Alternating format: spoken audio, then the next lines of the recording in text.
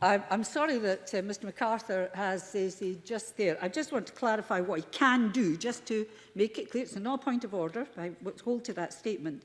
But if relevant, he can pursue this point in written questions and follow-up questions or lodging motions for debate, raise the matter in the media or writing to the member. But it is not a point of order for the chair. So there are remedies, please. Yes, Mr Rumbles. This is a point of order, I hope. Well, we'll see. Well, the point of order that I'm making is I'm asking a question to you, Presiding Officer. Is this a ruling that all three presiding officers... I'm speaking from the chair. I'm the presiding officer. I'm telling you that is not a point of order. Please sit down.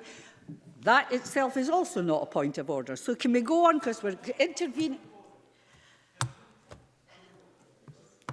Can I speak? You have the floor so far. Thank you, Deputy Presiding Officer. It's very important that we have procedures in this Parliament that are consistent right across the board. I am very happy to the ruling that you have made. What I'm seeking from you is a ruling from the chair. I'll discuss it. Please sit down.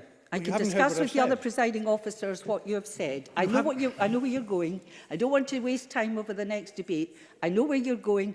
These are not the issue raised by Mr MacArthur was not a point of order, and each time you've been told this in this chamber, all of you, and it happens over and over again. My point of order has nothing to do with the content of what...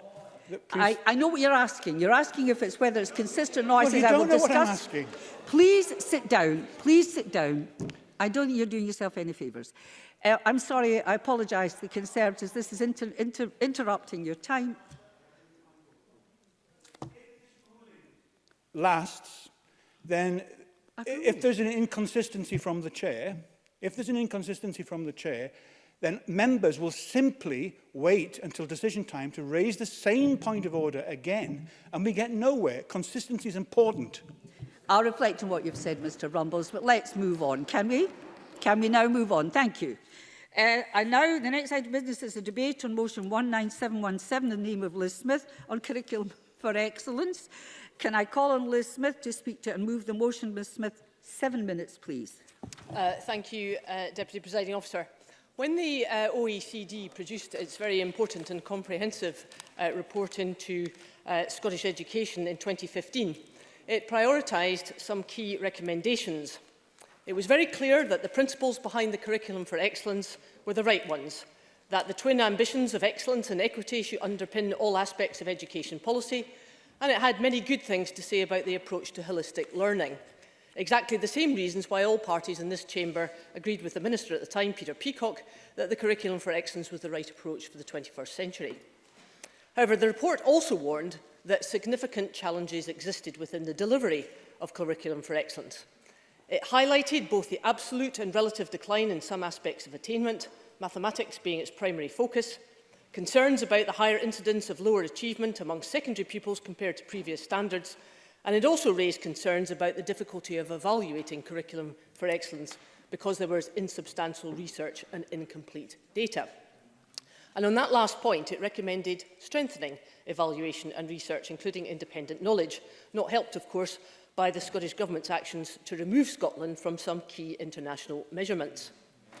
So let me use an evidence-based approach in this debate. There is no doubt that the Curriculum for Excellence was designed to build on the widely acknowledged strengths of Scottish education and to ensure that schools were fit for the 21st century. And I agree with the Cabinet Secretary when he says that this demands a change of culture and a different approach to our thinking, so that we are not wedded to old theories and practice. But that should never be the excuse just to move on and hope that by adopting a new culture, the current problems of Scottish education will be resolved. Curriculum for Excellence is far more than just about exams and the traditional measures of attainment, but these traditional measures of attainment still matter, just as they do in any education system anywhere in the world. The Cabinet Secretary often cites the increase in the number of new qualifications available to young people as justification for the success of Curriculum for Excellence, but that must surely be set alongside what is happening to core qualifications which parents, young people and employers always see as important to job prospects. It is undoubtedly true that there has been a very considerable increase in the number of new qualifications, but that increase remains well below the extent of the fall in the numbers sitting core qualifications. What our serious educationalists in Scotland have done, whether it's Mark Priestley, Lindsay Patterson, Keir Bloomer, Jim Scott, is to examine the facts within an evidence-based approach that the OECD claimed was so much needed. In short, these specialists, through their own painstaking efforts, have provided us with a very considerable bank of evidence about developments in Scottish education over the last decade. Evidence which shows that despite all the past strengths of Scottish education, there are some deeply worrying trends in the current system. The biggest concerns are as follows: that attainment in different core subjects has varied across the picture, but the facts show, including the evidence that was presented to the Education Committee, that there has been a marked downward shift in subject choices away from STEM, languages, social subjects, to the extent that some subjects are approaching very serious issues regarding their sustainability in the future, to say nothing about the negative effects that that would have on the economy. Secondly, even after taking into consideration structural change and demographic change, there has been a significant decline in attainment in several key areas of literacy and numeracy. And the third area of greatest concern relates to Professor Jim Scott's latest evidence, which highlights the fact that the least able pupils are losing out most. For us in the Scottish Conservatives, this really is the key concern, that given that Curriculum for Excellence was supposed to help this pupil cohort the most, and I'll return to that point in just a minute. And yet all the time, John Swinney and Nicola Sturgeon are very keen on telling us that attainment is improving and that exam results are getting better. But that is simply not a fully accurate picture. And if the Cabinet Secretary will not listen to me, he must surely listen to his own advisers, because we know that civil servants produced a paper on the 2nd of August raising concerns about this whole issue. One of his officials told him, and I quote, "I am concerned about the drop in the overall pass rate, and in relation to English, which was negative 2.7%, and in mathematics, negative 2.1% in particular." And we know that when the SQA results were published, the officials were right. Yet what did Mr Swinney say when it was revealed that 2019 was the 4th year of falling attainment in the higher, the so-called gold standard of Scottish education? Mr Swinney said that the summer results were, and I quote, "a strong set of results," and that he was not too concerned about annual variations. Of course. Cabinet Secretary. I wonder how Liz Smith would describe a 75% rate in Highers. Does she not consider that to be a strong performance by the young people of Scotland? Ms Smith. Mr Swinney, I think you should listen to what your civil servants were telling you about the concern of the downturn in the higher pass rate. It was 4 years in a row, Mr Swinney. And what is increasingly clear from the research evidence that we do have available is that all groups of learners, from the most able to the least able, have suffered some negative impacts from Curriculum for Excellence, despite all the good intentions. And what is particularly worrying is that the fact that the least able or lower level learners have suffered to a significantly greater extent than the more able. And it must surely be a matter of very considerable concern that the levels of zero formal attainment have risen sharply, and that this has reached over 3% of the school leaver population in a quarter of local authorities. And if the Cabinet Secretary is going to tell me that the extensive alternative provision of courses hides the true level of attainment, then he will need to provide the convincing evidence which is not currently in the public domain and nowhere to be seen on most school websites. Deputy Presiding Officer, I know that time is short, but Cabinet Secretary, I do hope, and I notice that you're intending to support our motion, I do hope that you will understand that we have very serious concerns about the direction of the Curriculum for Excellence just now. The committee has said so, employers have said so, our educationalists have said so, and it is time that the Scottish Government listened and acted, and I move the motion in my name. Thank you very much, Ms Smith. I call on John Swinney to speak, move Amendment 19717.1. I beg your pardon, 19717.2. You're out to move the Labour amendment. That'd been interesting. 5 minutes, please. I would have been unable to move the dismal words of the Labour amendment. Presiding Officer, I move the amendment in my name, which you have properly ascribed to me, improving the education and life chances of all of our children and young people, irrespective of their background, is the defining mission of this Scottish Government. Today's debate focuses on one particular analysis report on education performance. In addressing this issue, it is important that we seek the broadest possible discussion and incorporate a wide range of evidence and analysis. The Conservatives have claimed that the attainment gap is widening. I refute those claims. If we look across a broad set of data, we can see that we are beginning to make progress in closing the attainment gap. The gap in those achieving, I'll give way in a second, let me put some detail on the record. The gap in those achieving at least one pass or more at level 5, such as National 5s, or better, has fallen by around one-third from 33.3% in 2009-10 to 20.3% in 2017-18. The gap at higher level, level 6, in those achieving at least one pass, has fallen by almost a fifth, from 45.6% in 2009-10 to 37.4% in 2017-18. And Liz Smith, I was surprised, couldn't bring herself to describe a 75% pass rate at higher as a strong performance. Indeed, the gap at higher level, at level 6, has reduced every single year for the last 8 years. Figures published in June showed a record proportion of school leavers going on to a positive destination, and the gap between those from the most and the least deprived communities achieving a positive destination has reduced from 20.2% to 8.6 percentage points between 2009-10 and 2017-18, of course. Liz Smith. I'm grateful to the Cabinet Secretary giving way. In Professor Jim Scott's analysis, which obviously was published earlier this week, he has gone through methodically, school by school and local authority by local authority. His title of that report is that the gap is widening. Does the Scottish Government accept that analysis? Cabinet Secretary. Coming on to discuss the analysis that Professor Scott has issued this week, because that's referred to in the motion by Liz Smith and in her comments.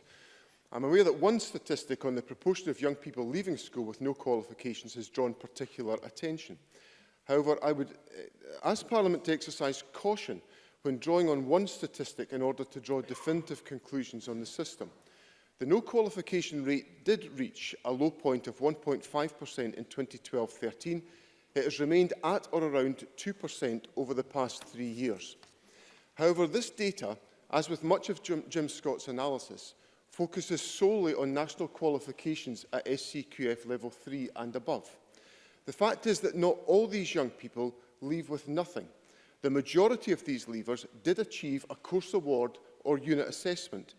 Around, if Mr Johnson would forgive me, around a fifth left with a course award, for example, a National 2, an Employability Award, or a Modern Languages for Life and Work Award. A further 2/5 achieve one or more unit assessments. The reality is, and this is a point that Liz Smith referred to in her own contribution, is that our young people are achieving a breadth of awards, giving them the best chance of success in further learning, life and work. Over 54,000 skills-based qualifications were achieved in 2019, more than double the figure achieved in 2012, which was 24,849. So, Presiding Officer, let me be absolutely clear about this point. No pupil in our education system should be leaving school without the knowledge, skills and attributes that they need. That is why we've taken the decisions to invest through the Scottish Attainment Challenge, the Schools Programme and Pupil Equity Funding to make sure we focus on ensuring the needs of young people who face barriers to learning are supported to overcome these obstacles and reach a positive outcome in their education. Now, it's vital that we have a broad discussion about these questions. And that's why the Government is commissioning an independent review of our senior phase. And I'd like to say more about that review. The purpose of the review will be to explore further how Curriculum for Excellence is being implemented for young people in S4 to S6 across the country, and to identify any improvements that might be made. In taking forward that review, I have sought the assistance and the leadership to come from out with our education system. That is why we've asked the OECD to provide that leadership. This follows on from what Liz Smith described as the very important and comprehensive report that the OECD undertook into the broad general education within Curriculum for Excellence in 2015. It is important, however, that we have close involvement from our education sector, because the OECD leadership of this review must be informed by the experience of young people and practitioners within our education system. Because if we do not listen to the experience of young people, we will be failing those young people badly as part of this exercise. So in line with the empowerment of the teaching profession, educational practitioners will work alongside the OECD team. This will be led by a local authority director of education who has been nominated by the Association of Directors of Education, and that will be Tony McDade from South Lanarkshire Council. The review will also draw on the broadest possible range of evidence and data, and one significant factor in that will be the Scottish Government Senior Phase Head Teacher Survey, which provides factual information from a range of schools on a range of curriculum models and rationales which demonstrate the impact of the curriculum. We will work with our local and national partners to agree the final remit, and we will also provide an opportunity for the Education and Skills Committee to provide its views on the content of the review that we take forward. This is an important exercise to properly look at all of the evidence, not just one part of it, and address the issues for the future of the senior phase in Scottish education. I move the amendment. I now call on Ian Gray to speak to move amendment 19717.1. Mr Gray, 4 minutes, please. Thank you, Presiding Officer. I rise to support the motion and to move the far from dismal amendment in my name. Let me begin by congratulating Liz Smith on bringing this debate to the Chamber. In truth, it is a very, very short debate for an enormously important and complex subject.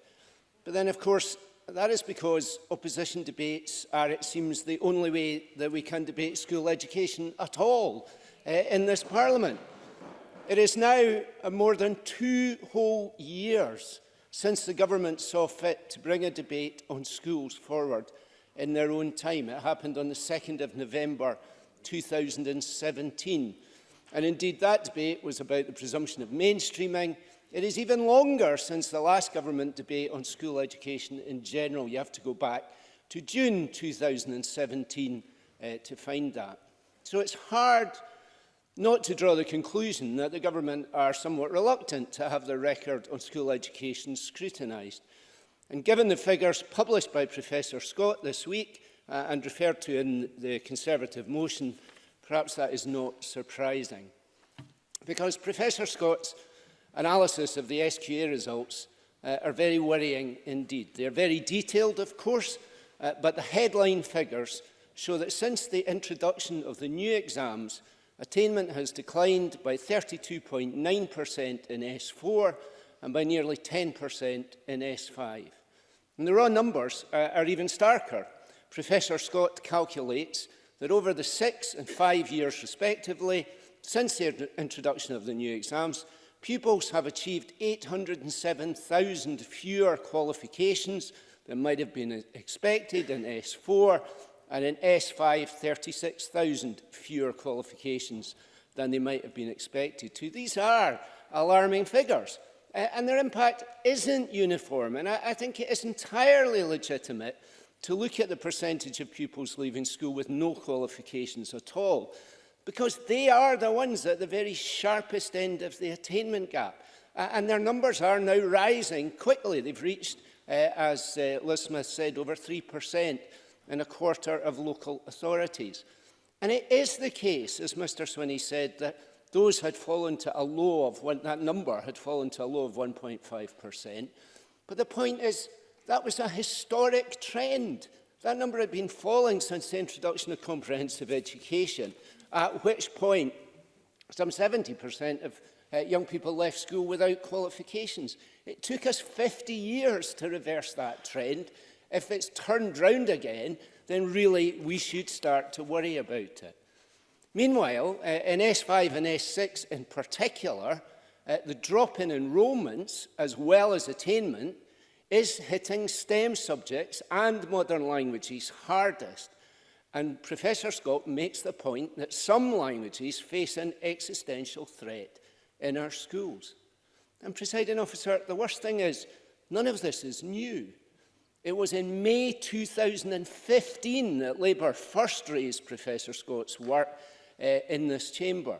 The First Minister dismissed it, the Deputy First Minister dismissed it, but 4 years on, and these are now not just alarming numbers, they are alarming, consistent downward trends.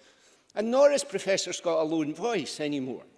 The Education Committee's recent report into the underlying causes of this fall in qualifications uncovered from a wide range of sources the evidence of a narrowing of the curriculum, of the prevalence of multi-level teaching, and of the pressure on overworked teachers. All relevant and all part of our amendment this evening. And while I talk about overworked teachers, just let me be very, very clear. I visit schools all the time, as I know Mr Swinney does too. And the quality and professionalism of teachers is indeed second to none. Professionalism much greater than when I was a teacher 35 years ago. The problems lie not with our teaching staff, but in the management and structures of the implementation of curriculum for excellence. Now, I understand the government has agreed to the review, but it was asked for in May, and we've only heard today how it is going to go forward. It is absolutely critical that this review moves forward and moves forward quickly. Thank you. Can I call Ross Greer to be followed by Beatrice Wishart? Thank you, Presiding Officer, and thank you to Liz Smith for bringing this topic for debate today. Like Ian Gray, I'm frustrated that we're once again debating education in this chamber on opposition time alone. For a government that claims education attainment is its top priority, it's frankly alarming to see the SNP so reluctant to bring forward debates on our schools during government time. Looking at the findings from Professor Jim Scott, though, it's not difficult to see why the government aren't falling over themselves to bring this to Parliament. A sustained trend of decline in overall attainment, a widening of the attainment gap, and increases in learners leaving school without qualifications. We all agree on the principles of curriculum for excellence, but its introduction at a time of budget and staffing cuts, compounded by confusion over policy and objectives, has been a recipe for some quite predictable problems.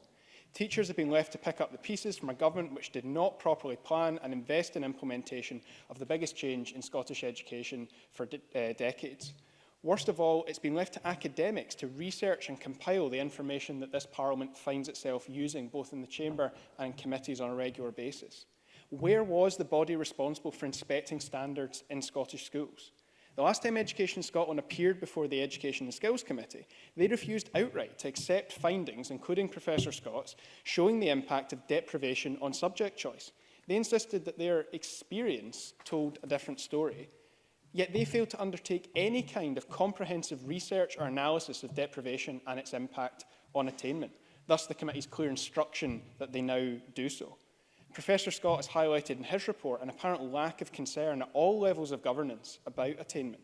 And this reflects my experience with a public body responsible for standards in our schools. And given its aversion to bringing forward debates on education, it feels like that culture permeates the government at ministerial level as well. The widening of our attainment gap and the increase in young people leaving school without qualifications cannot be viewed in isolation. I welcome the SQA's confirmation that they are looking at the increase in leavers with no qualifications. But the 18-month timescale that they gave to the Education Committee indicates a lack of urgency that I think the Cabinet Secretary really must put right. But it would be wrong to pretend the issues are all within education policy. They are also the result of poverty and the impact of that poverty on children growing up in Scotland. Around 1 in 4 children in this country live in relative poverty. And that's a figure that's been rising steadily since 2010, when that coalition government began the waves of austerity that are still hitting our public services. Cuts to welfare support, punitive sanctions and caps on child tax credit have all left families worse off. Low minimum wage, excessive qualifying periods for protection against unfair dismissal, the growth of zero-hours contracts and the expansion of the gig economy mean that work is no longer a route out of poverty either. Families get paid in a low-pay, no-pay cycle. Closing the attainment gap in education simply won't happen at a time where poverty is once again growing across our society. And that's not to say that everything needs to be solved at a Westminster level or even here at Holyrood level. Local councils provide key services for families living in poverty. Lunch and breakfast clubs, social and recreational activities, libraries, support services, housing and transport are all provided at a local level. And we know from the experience of countries like Finland that policies like free school lunches to all pupils are key to their high levels of attainment, because for them, attainment and equality across the board go hand in hand. It's no coincidence that Finland is one of the highest attaining countries and has one of the lowest rates of child poverty on the planet. This is why the Greens have prioritised halting the cuts to council budgets in our negotiations with the government over recent years. But there's so much more to do. This time last year, we set out in a paper, Level the Playing Field, a range of policies that will help pupils. The Government is more than welcome to take and implement anything that was proposed in that paper, and indeed in a few instances, after a little encouragement, they already have. Education is an area where opposition parties are genuinely keen to work with the Government, but whether it's officials unwilling to even collect the data required or ministers unwilling to bring the issue to debate, we need to see not just a change in policy, but a fundamental shift in government culture as well. The Greens are happy to support the motion and both amendments today. Thank you very much. And I call Beatrice Wishart to open for the Liberal Democrats. Thank you, Presiding Officer. Here we are again, another opposition-led debate on the state of Scotland's education system. I thank the Conservatives for giving the opportunity to debate this hugely important issue, but I hope it will be the Government that brings forward the next education debate. Presiding Officer, the rationale behind Curriculum for Excellence is too important to abandon. We must ensure that our pupils have the skills they need to succeed in the 21st century world of changing technology and work patterns. It was a fair criticism that the old curriculum often pushed pupils through exams by teaching them how to pass rather than how to learn.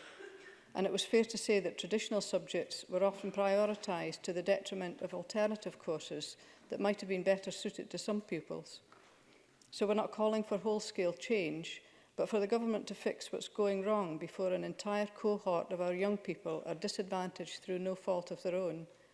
The first step is for the Government to listen to the evidence. The Cabinet Secretary told Parliament the last time this debate was held that we should wait for Education Committee's report to be published before drawing any conclusions on the evidence. But 7 months later, we're here having the same debate. And why? Because those members involved in that inquiry and who are concerned about Scotland's education know credible evidence when they see it. Teacher shortages, lack of resources, and a confused chain of accountability are creating a postcode lottery of opportunity. We know that there are 1,000 fewer maths and English teachers compared to 2008. And that's affecting schools like 8th Junior High in Shetland, who are advertising yet again for an English teacher after several failed attempts to recruit. The motion also highlights the important work of Professor Jim Scott, who gave evidence to the committee. Professor Scott's work is hugely valuable to policymakers, but we shouldn't be relying on him to do the research needed to properly evaluate the curriculum. Education Scotland needs to up its game too. It's extraordinary that it isn't able to provide figures on teachers, the number of multi-level classes, or evidence of the impact of deprivation on subject choice. The responsibility for fixing what has gone wrong shouldn't fall on teachers who are doing their best with the resources they have. One of my constituents, a recently retired teacher, recently told me that CFE means Curriculum for Effluence rather than the Curriculum for Excellence. Presiding Officer, they weren't using that word positively. I don't agree with that description, but I think it is useful to think of it as another way. Curriculum for Excellence is about making sure our young people... Yeah. Alistair Allen. I appreciate any individual teacher is entitled to their view, but she said she regards it as a useful contribution. Does she really think it is? Beatrice Wishart. I was coming on to the point that I didn't agree with the description, and that I think it's useful to think of it another way, that it's about making sure our young people flow out of school with all the skills they need to succeed in whatever they choose to do next. Too many are doing that in spite of their school experience, not because of it. So we need the flow of the guidance and resources needed to make our curriculum a success, to progress better through all levels of accountability. The senior phase review called for by this Parliament must be an opportunity for real improvement, and we will be backing the motion. Thank you very much. And I call Alison Harris to be followed by Claire Adamson. Thank you, Presiding Officer. Today's motion is focused on the weakness in the delivery of the Curriculum for Excellence, or CFE, and the very real effect this is having on Scotland's children. The Parliament has heard that the structure of the CFE has narrowed subject choice in S4, which greatly limits future options for our young people, something that has been voiced in evidence to this Parliament many times by stakeholders across and out with the political spectrum. The drop in overall attainment and the widening of the attainment gap is what I would like to focus on today. The academic paper by Professor Jim Scott, who has contributed to the Parliament's Education and Skills Committee regularly and thoroughly, is a valuable addition to the debate on Scotland's education. He notes that the Scottish Government could do a lot more to increase the quality and quantity of the data we have on attainment. One of the main intentions of the CFE is to close the attainment gap through a number of initiatives. However, as the paper reveals, since these initiatives have come into place, equity has worsened and attainment has fallen. In fact, the paper found that the percentage of pupils leaving school with no qualifications has risen since the implementation of the CFE. Let's look at my own region where, for example in Falkirk, the proportion of children leaving school without any formal qualifications almost tripled from 1% in 2012-13 to 2.8% last year. There are many other findings within Professor Scott's paper, but one figure that stood out particularly contradicts the Scottish Government, who have claimed that subject choice is not narrowing. Professor Scott noted that roughly half of secondary schools have adopted a 6-course model for pupils in S4, whereas the norm was always 7 or 8. This one factor, he said, was responsible for more than a third of the decline in attainment in S4 from 2013 to current day. This is concrete evidence of two things. Firstly, there has been a narrowing of subject choice in S4, and secondly, this narrowing has led to significant drops in attainment. The Government's favourite counterpoint that alternative courses are making up for the fall in subject choice has also been addressed in this publication. It was shown that although there has been a rise of about 15,000 annual alternative qualification passes from 2013 to this year, this has coincided with a fall of nearly 165,000 annual traditional course passes. That's quite staggering. Yeah. Presiding Officer, the problems in our education system are very real. Despite the SNP's attempts to stifle the evidence, research like Professor Scott's exposed just how bad the situation is. Attainment is falling. Our teachers are overworked and the equity-related attainment gap is not closing. At one point in his paper, Professor Scott actually says, equity has suffered, perhaps significantly, as a result of the new national qualifications and the curriculum for excellence. We need a Scottish Government that follows through on its promises to prioritise education and, I quote, get it right for every child. Unfortunately, we do not have that government. But we in the opposition benches owe it to our teachers and pupils to do everything we possibly can to expose the failures of this Scottish Government until each and every concern is addressed. Thank you. Thank you. And I call Claire Adamson to be followed by Daniel Johnson. Thank you, Presiding Officer. I, like many of my colleagues in the Chamber, took very seriously the concerns of our committee with regards to the work we were undertaking in our report on subject choices. But I think that we are not reflecting the full conclusions from that report, and that there is still a failure to recognise that a comparison between what happened previously with national qualifications to how Curriculum for Excellence is designed to work, how it does work, and some of the advances that we made in that are still not recognised in the statistics. And I think we do ourselves and we do our pupils and our teachers a disservice if we look at just the numbers. I give the example again of my own son, who is just graduated as a music graduate. He, if you looked at his school, he would have not been able to do advanced higher music because it was not available in the curriculum.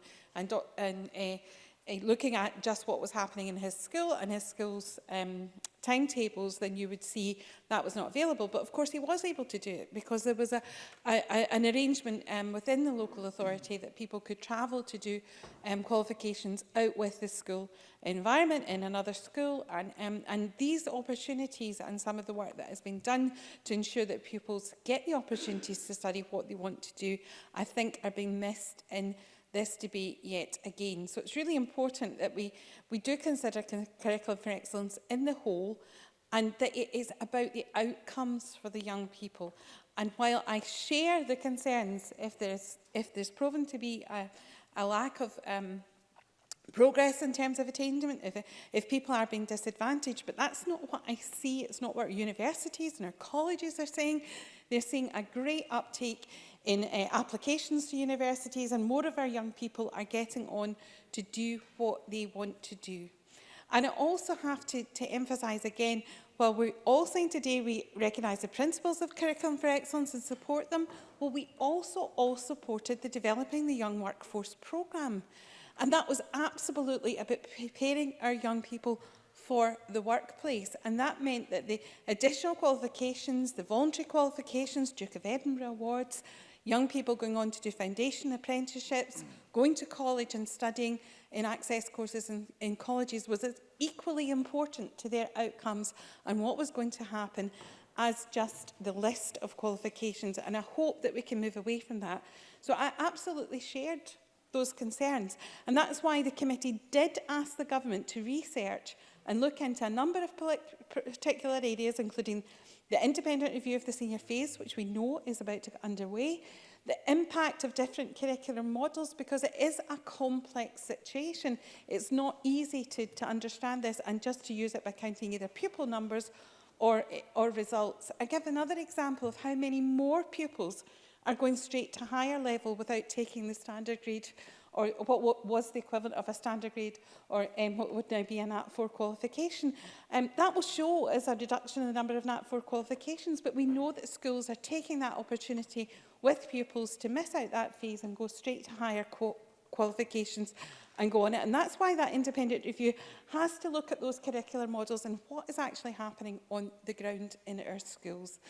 And I really hope that we can move forward from this today positively, but I do want to actually thank Ross Greer for the very important point he was making, is that we cannot look at what's happening in our schools without looking at the greater impact that austerity and some of the decisions made by the Conservative Party are having on people and families in our communities. It's much, much harder for people to achieve when they can't get the basics of life right, and just look to Maslow's pyramid of esteem to know just how important that is. I'm out of time. No, I'm afraid out of time. Thank you very much, Ms Adamson.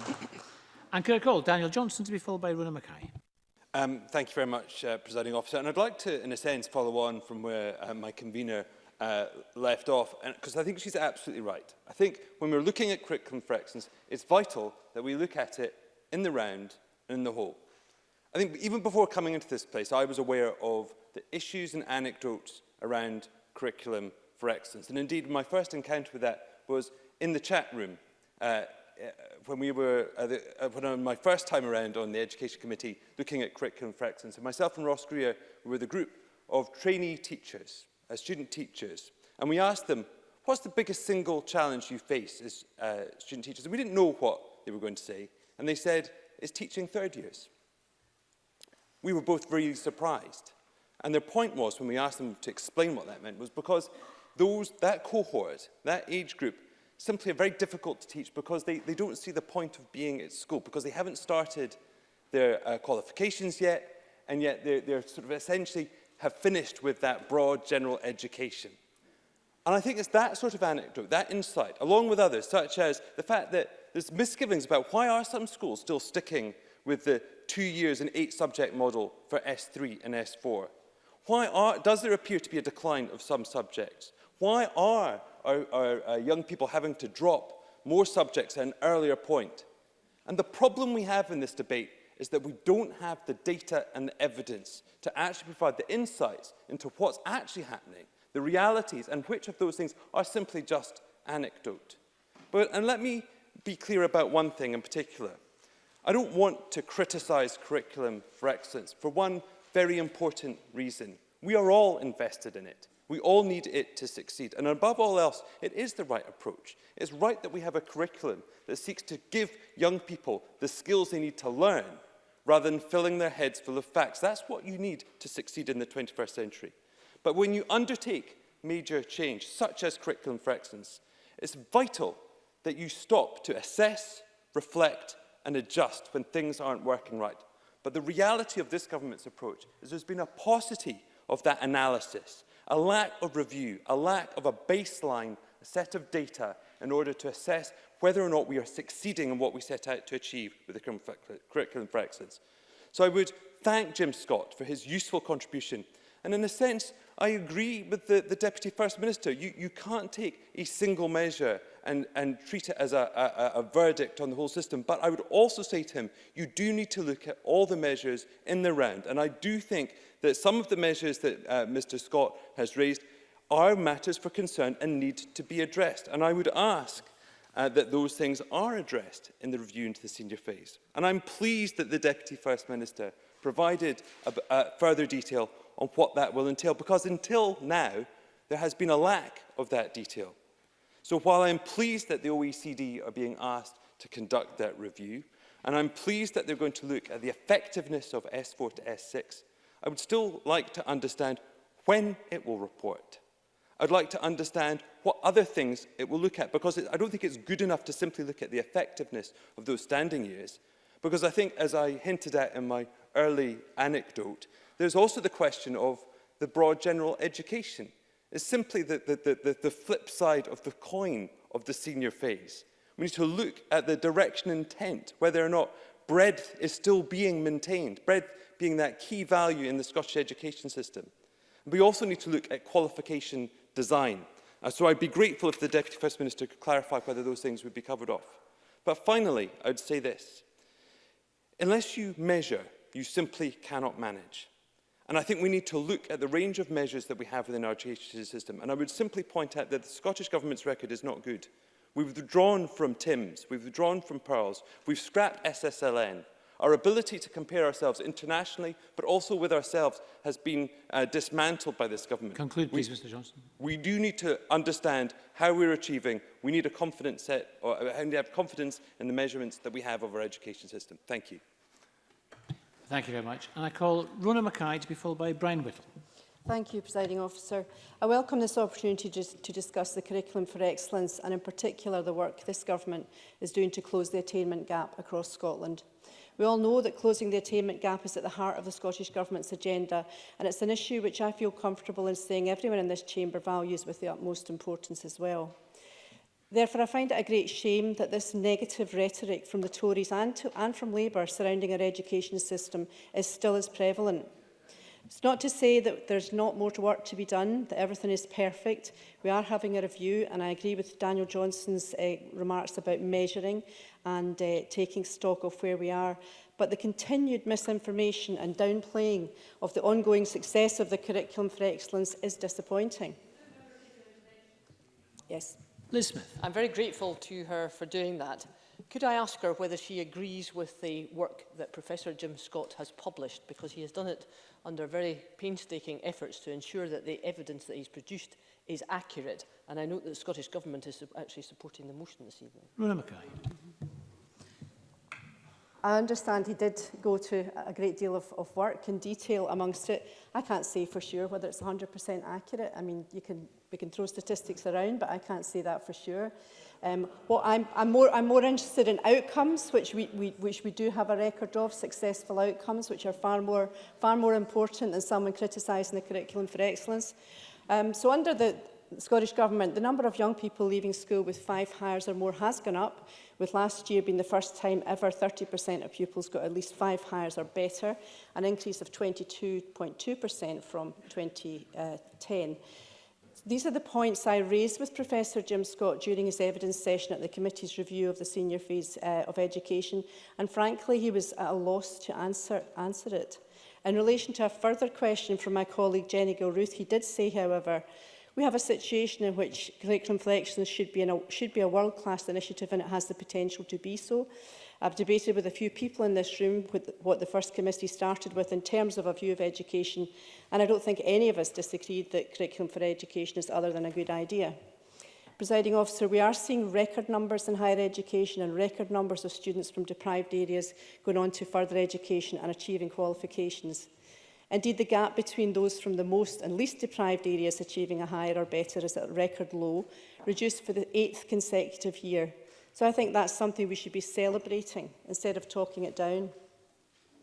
The Scottish Government is building on this success by continuing its dedication to the young people of Scotland by committing to provide a further £750 million during the course of this Parliament to raise attainment, including £120 million of pupil equity funding, going directly to schools on top of the £50 million for attainment challenge authorities.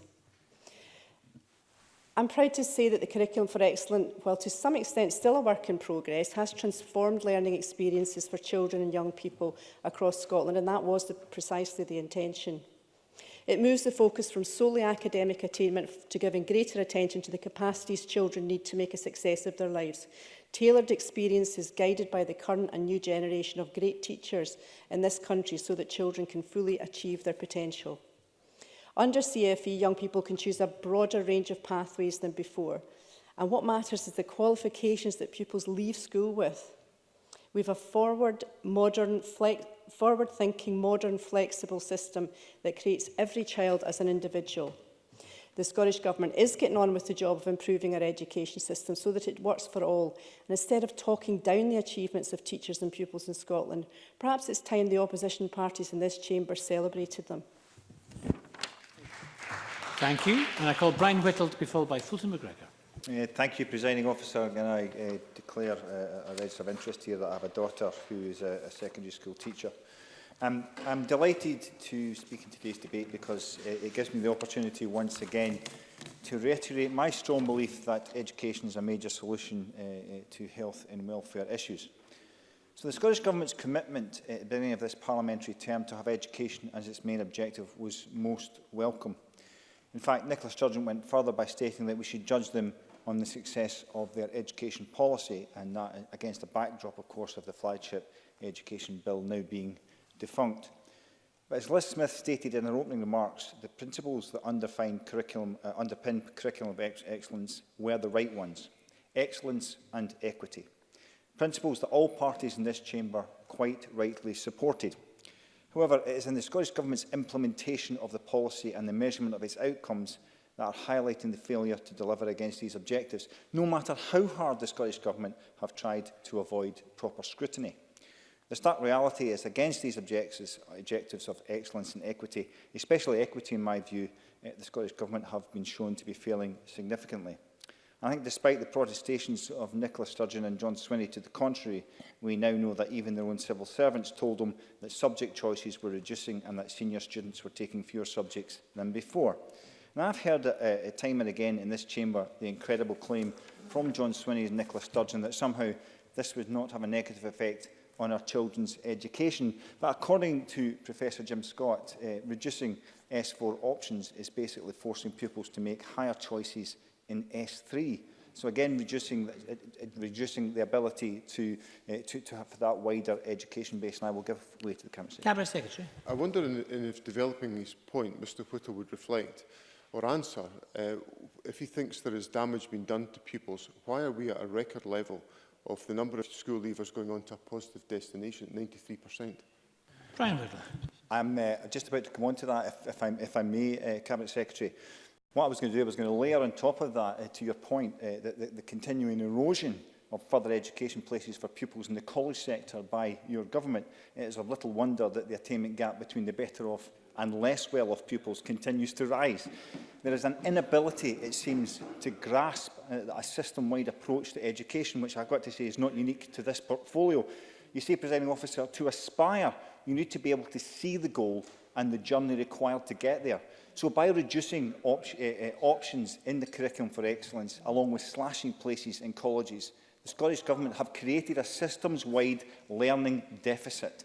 And I heard only last week from my own local college that they are being asked to trim yet more from their budget. And all that they have left to cut is compulsory redundancies, which is once again reducing the learning opportunities. Liz Smith has already highlighted deterioration in STEM uptake and the drop in overall pass rate in mathematics and English, which are key core skills. I would add to that the subjects worst hit by this squeeze on the subject choice, those subjects that speak directly to the desire for a more holistic and rounded education approach, central to the core principles of curriculum for excellence, mainly art, drama, music, sport and languages. Some of them are 60% less since 2013.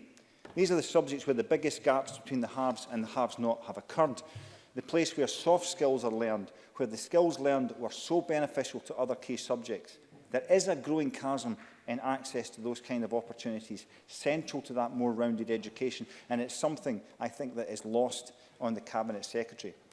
Presiding Officer, we have world-class educators ready to deliver to eager young minds. They should have a world-class environment in which to operate, but the Scottish Government have shown themselves inept at delivering this. The attainment gap is growing, Mr Swinney, and I think you know it. Perhaps education is not the SNP's priority after all. Judge me by my record, challenged Nicola Sturgeon. Well, we are, and you have failed, Presiding Officer. Thank you, Nicole. Fulton McGregor, before we move to closing speeches. Thank you, Presiding Officer. Yesterday I attended a conference in Glasgow on becoming a trauma-informed Scotland. In a powerful presentation from a Dr Warren Larkin, he referred to a quote from a 2014 research article entitled "What Predicts a Successful Life? A Life Course Model of Wellbeing." And that quote is, "The most powerful childhood predictor of adult life satisfaction is the child's emotional health, followed by the child's conduct. The least powerful predictor is the child's intellectual development. This may have implications for educational policy."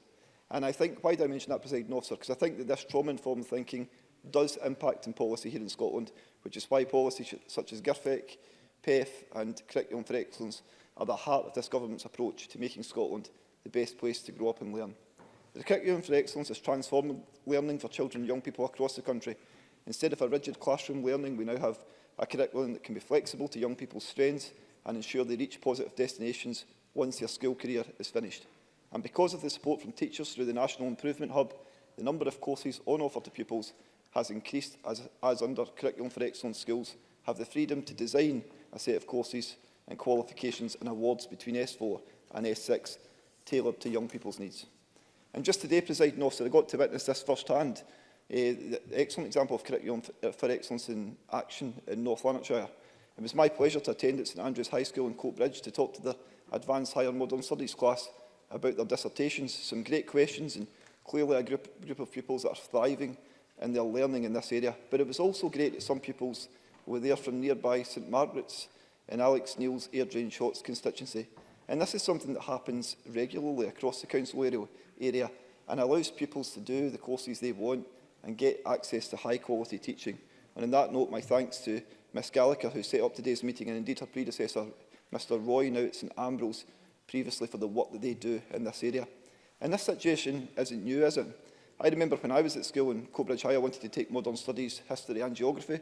To make this happen, I had to travel to Rose Hall High, which of course is no longer there, for geography. And I don't understand why there would be any issue with the pooling of resources in this area. In closing the attainment gap, Presiding Officer, is at the centre of this Government's approach to education, and I strongly disagree with the suggestion that we're imposing barriers to pupil success and achievement. The investment in pupil equity funding is designed for areas just like mine. St Andrews High, that I've just talked about, has many children from areas high in the SIMD, as does Coatbridge High, where I visited a couple of weeks ago. They've produced a programme called Bridging the Gap, using the Okay. Jenny Mara. I thank the member for giving way. The schools he's talking about in his constituency, does he believe that the practice of multi-level teaching and the narrowing of the curriculum so that modern languages in some schools are all but disappearing is helping pupil development and attainment? Fulton McGregor. That's not what I'm seeing in the schools in my constituency. The 4 high schools across my constituency are performing really well, and the 2 that I'm talking about just now are 2 that are in real need of the government intervention through the PEF funding and are using it well. And I'll go on to make that point, because in Coatbridge High, where I visited a couple of weeks ago, they've produced a programme called Bridging the Gap, using the PEF funding to develop literacy in the school. And I know that the Deputy First Minister is due to visit the school soon, and that they are looking forward to meeting him and telling him about this and other projects. And the point that I'm making there is that as the government motion further commits to an independent review, and this government is getting around the country, hearing what schools like Coatbridge High are doing to deliver in difficult times of Tory austerity, as my colleague Claire Adamson mentioned, and getting on with the day job. And we'll leave it to others, like the Tories, to continue to run down Scottish education. Thank you very much. I move to closing speeches. I call on Ian Gray to wind up for the Labour Party. Thank you very much, Presiding Officer. In some ways, today's debate isn't entirely about the reality of what's happening in our schools, but rather the government's response to some of the problems which have been identified around the introduction and implementation of Curriculum for Excellence. And at the heart of that, of course, is the review, which is referred to in the government's amendment. And I want to be clear that we welcome that review. But Ross Greer, I think, made an important point when he talked about the lack of urgency in the response to some of these problems. This review was first asked for in Parliament in May. It was agreed to in September, only after the Education Committee report came out. And we've only heard today some more detail of how it's going to be taken forward. But as Daniel Johnson pointed out, we still don't have the remit for it, and so time is moving on, and we have no timeline for when we expect it to respond. But worse than that, of course, the truth is that it took us 4 years to get to that review, because it's driven by the Education Committee report into the narrowing of the curriculum, and it took 4 years of argument to get the government to accept that was indeed a problem. When it was first raised as an issue in Parliament, the government said narrowing of the curriculum wasn't happening. And then they resorted to the sophistry of saying that pupils had more choice than they'd ever had, which is true, but they can choose less subjects than they used to be able to. They may be able to choose from a wider menu, but they can choose less subjects than they certainly used to. And surely. Secretary. Well, I'm grateful to Mr Gray for giving way. He and I have discussed this in the Education Committee, and he knows that I've offered him a curricular model which completely refutes the statement he's just given to Parliament today. And I'm surprised that he's reiterating something that I clearly refuted in committee with evidence to undermine the argument he's advancing. Ian Gray. Well, if Mr Swinney is trying to say to me, he showed that pupils in S4 were able to choose as many subjects as they had been able to previously. A, I don't recall it, and B, I don't accept that he has the evidence that that is the case. And indeed, today, the argument that he has made is not really that. The argument that he has made today is that fewer traditional subjects are being chosen, but other courses are available. Now, that may or may not be true, and Claire Adamson's right. We did support developing the young workforce, but Liz Smith made the point that the evidence is not there for what choices in that sense are being made available to young people. And actually, my worry is that even with, and actually that intervention from Mr Swinney rather argues for this, that even with all the evidence and the report that the Education Committee have made, the government still don't really accept that there is a problem there. And I was quite taken aback, actually, when I read a report of a fringe meeting at SNP conference where Mr Swinney talked about the Education Committee's report and said that the logic of it risked alienating pupils. He said, because we shouldn't worry about a narrowing curriculum because it would be daft if old duffers like him required children to do particular subjects. Let's stop and think about what he's saying here. He is saying that declining exam results, which mean pupils in future may not have the skills they need in science, engineering, computing and modern languages for the jobs of the future, can be shrugged off as just a daft concern of old duffers. If that is the new philosophy underlying this government's education policy, then frankly, we are in more trouble than we had realised. Cabinet Secretary. Presiding Officer, Ian Gray started his speech there by saying that this was not about the reality of what is going on in our schools, and I think he inadvertently used those words because he hastily changed direction, but he hit the nail on the head with the remarks that he set out there. Of course, I'll give way to Mr. Gray. Of course, as Mr Swinney is the only person left standing trying to argue that we do not have these problems in our schools. Cabinet Secretary. No, I'm not, because if Mr Gray was to treat with respect the evidence that he heard from all quarters at the Education Committee, he would hear long-serving, experienced educationalists in the Scottish education system refuting the line of argument that Mr Gray has put forward in Parliament today.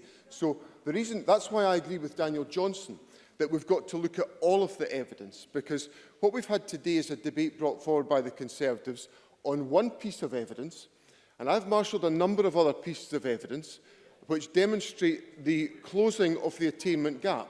I demonstrated the closing of the gap at National 5 level, and particularly in areas of deprivation, the closing of the gap at higher level, at level 6, and I was surprised that that data was not referenced by Mr Greer in the comments that he made in relation to the accusation that the gap was in fact growing. Of course I'll give way to Ross Greer. I'm grateful to the Cabinet Secretary for taking that intervention. If he is so confident in the data that he's citing, I'm sure members across this chamber would be delighted if he brought it to a debate before the end of this year, to mark the 2 years since the last time he brought a debate on Scottish education. Oh, we're having lots of lovely debates about education in this chamber. I love taking part in them. And of course, what we could debate is something that Mr Greer didn't mention in his entire speech, in which he criticised the impact on educational opportunity because of poverty created by a Tory government whose motion he's going to support tonight, that he made absolutely no mention of the Scottish Attainment Challenge or pupil equity funding, where this government is putting resources directly into our schools to close the poverty-related attainment gap. That's us trying to clear up the mess created by the Tory government, aided by their Liberal Democrat allies into the bargain. And for Beatrice Wishart, to bemoan the reduction in teacher numbers when her colleagues sat and ushered in austerity in 2010 beggars belief in this Parliament. So, Ms Mara will have to forgive me. I've only got 4 minutes to close the debate. Now, it is important, as Daniel Johnson said, to look at all of the data in the round, which is why I want to make sure that we have the broadest possible approach to the senior phase review. I was surprised by Mr Johnson's comment that there had been a paucity of analysis by the Scottish Government. What about the OECD review into the broad general education published in 2015, which we have followed and are pursuing the recommendations within that to ensure that we address the poverty-related attainment gap? And with due dialogue to the Education Committee, we will discuss the contents of the scope of the review that we undertake to ensure that that is comprehensive. The last comment I want to make is about the point that Alison Harris made about choice is narrowing. I'm afraid that's not a position supported by Liz Smith, because at the Education Committee, Liz Smith said this to me: there is more choice. And the issue that is at the heart of this debate is about choice that is relevant to the 21st century and the educational opportunities of young people today. I'm afraid I've got to close my remarks. That is the fundamental issue at stake in this review. Are we providing a curriculum that meets the needs of young people in the 21st century? I believe we are. I believe it meets their needs, and I look forward to discussing that in the senior phase review with interested parties. Thank you very much, Cabinet Secretary. Colin Murdo-Fraser to conclude our debate. Thank you, Presiding Officer. Well, I think this has been an instructive debate. And what we have seen throughout it is all the opposition parties, the Labour Party, the Greens, Liberal Democrats and ourselves, all speaking with one voice in raising what are very serious concerns about curriculum for excellence, which reflect the views of experts. And the only people standing against these concerns are those on the government benches and their backbenchers who seem to be saying everything is fine. They are in denial that there is a serious problem. And the context for this debate is, of course, the findings of Professor Jim Scott, which were summed up very well in her contribution by Alison Harris. And what Professor Scott found was that the number of higher passes in S5 were down 10% over the past 4 years, a reduction, in his words, Scotland cannot afford. He found that attainment in national qualification levels 3 to 5 by S4 pupils had dropped 32.9%, one-third since 2013. And in his words, the least able and lower average learners have suffered to a significantly greater degree than the able, and particularly the most able in S4.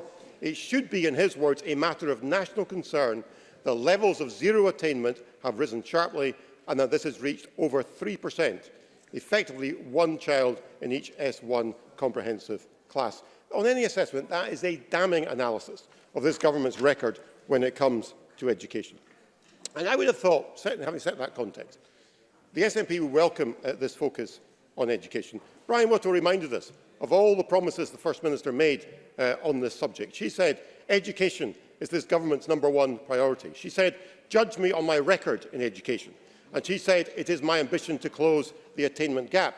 But the real gap, which is growing daily, is the gap between the SNP's rhetoric on this issue and the reality.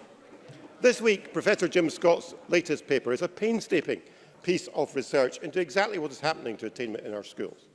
And whilst attainment varies across different subjects, there are serious concerns about some aspects of literacy and numeracy, much of which has been the focus of this Parliament's Education Committee over recent months. We also know there are serious concerns about subject choice, most especially the marked movement away from STEM, languages and social subjects, the very ones which are crucial not only to a rounded education, but also to the future success of the Scottish economy, as Ian Gray reminded us earlier. And perhaps worst of all, the evidence shows that the least able pupils are the ones who are losing out the most, exactly the opposite of what was intended when the Curriculum for Excellence was first introduced. And it's not only as if it's only Professor Jim Scott who has been raising the alarm. It's also business and industry. It is members of this Parliament's Education Committee who published in 2 separate reports into attainment and subject choice, neither of which could have been happy reading for the Cabinet Secretary. And it is his own advisers who this summer were clearly very concerned about some of the trends within this year's SQA results, and rightly so. So when the Cabinet Secretary says, as he said a few moments ago, we are bringing forward just one piece of evidence in relation to this issue in isolation, he is quite wrong. The evidence goes far beyond that one piece mentioned in Professor Jim Scott's analysis. Well, what has been the Cabinet Secretary's reaction to all this? Well, he's the one who's removed Scotland from some key international tables.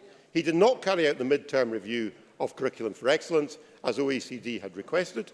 He cancelled his flagship education bill, despite it being the primary focus in the programmes for government of 2016 and 2017.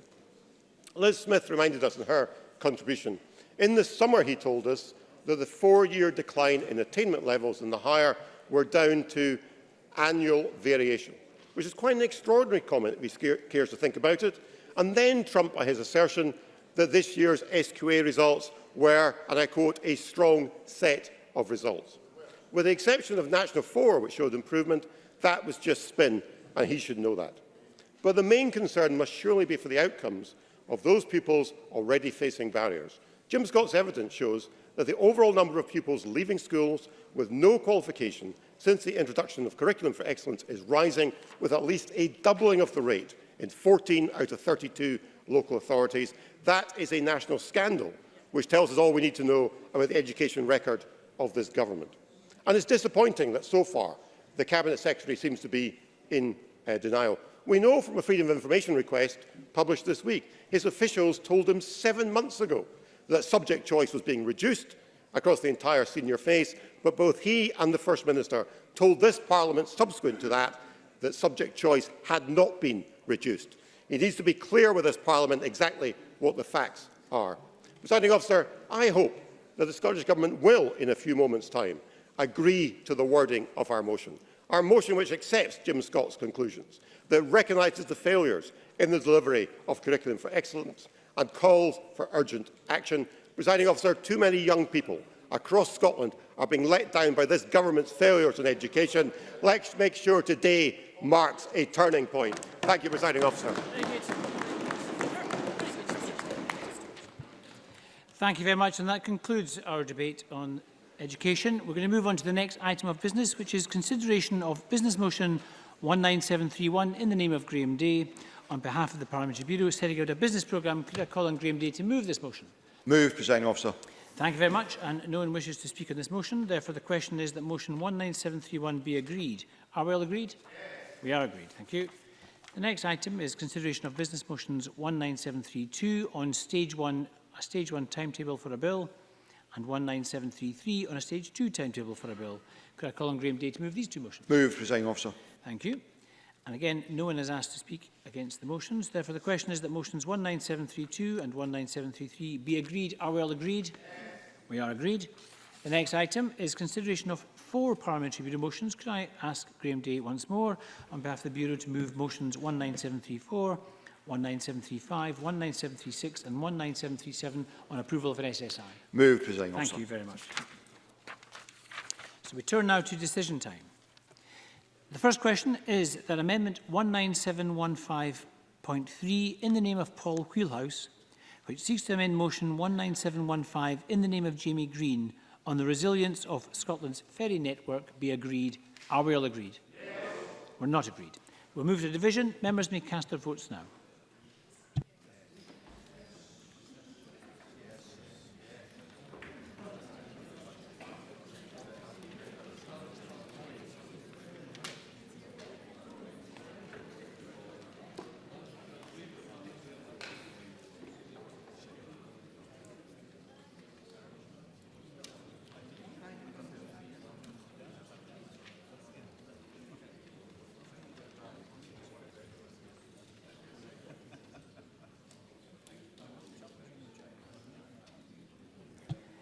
The result of the vote on amendment number 19715.3 in the name of Paul Wheelhouse is yes 64, no 46. There were no abstentions. The amendment is therefore agreed.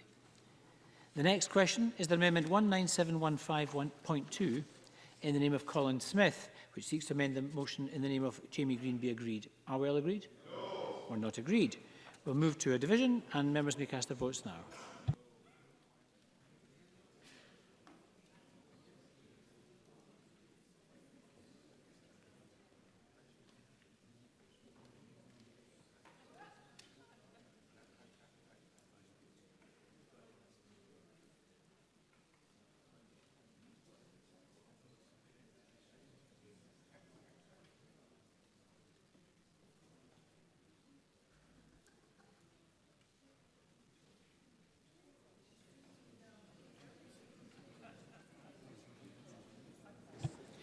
The result of the vote on amendment number 19715.2 in the name of Colin Smith is yes 19, no 91. There were no abstentions. The amendment is therefore not agreed. The next question is that motion 19715 in the name of Jamie Green as amended on the resilience of Scotland's ferry network be agreed. Are we all agreed? Yes. We're not agreed. We'll move to a vote. Members may cast their votes now.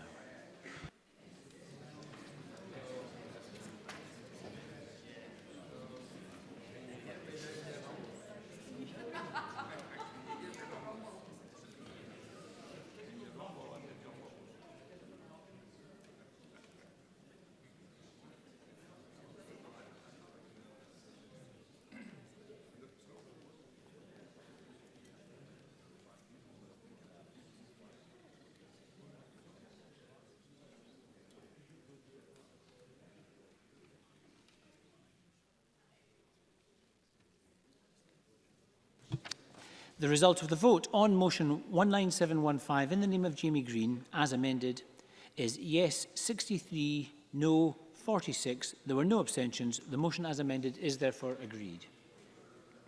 The next question is that amendment 19717.2 in the name of John Swinney, which seeks to amend motion 19717 in the name of Liz Smith on curriculum for excellence be agreed. Are we all agreed? Yes. We are agreed. The next question is that amendment 19717.1 in the name of Ian Gray, which seeks to amend motion in the name of Liz Smith be agreed. Are we all agreed? No. We're not agreed. We'll move to a division. Members may cast their votes now.